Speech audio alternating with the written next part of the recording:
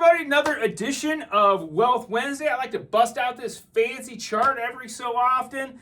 Of course, first busted out March 12th of last year in basically what was at that point tariff Armageddon. Busted it out in mid-July when the stock market reached new all-time highs. And here we are again at new stock market all-time highs. So I'm telling you what I'm doing to beat the market. Yeah, I'm not a financial advisor, but I beat the market, and most financial advisors can't say that they do that. And I just take the principles that I've learned when I got my master's degree in this topic, but also the principles of some of the best investors out there, especially those Warren Buffett types. So here we go, straight into what I am doing now. So quick perspective is I'm putting a lot of money into cash because I know the market goes on and has dips. I don't know when, I don't know how deep, but on average, the stock market goes down 10% at least one time a year.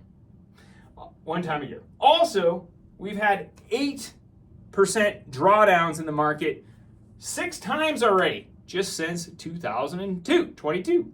So, I don't know when it's gonna happen. I don't know how deep, but again, we're going to have a market pullback at some point. So I'm doing 2 things. One, I'm putting a lot of money into cash. Like I said, I like to always have 10% of my portfolio of cash so I can buy on these dips.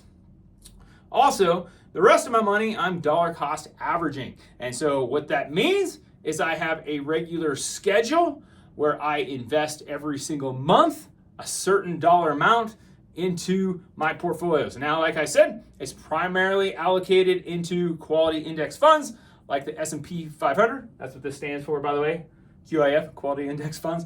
And as I've mentioned in previous videos, I have a small percentage of my portfolio that gets allocated into gold and crypto.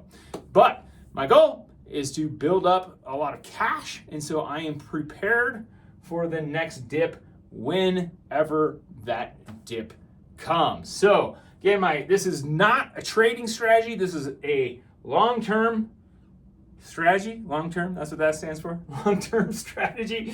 And so I'm going to try and buy at that dip. And I'm going to wait for it to go back to a new all-time high. If you have any questions about this, give me a shout. Let me know. Again, I'm not a financial advisor, but I'd be glad to tell you what I do to beat the market. Thanks for watching, and happy Wednesday.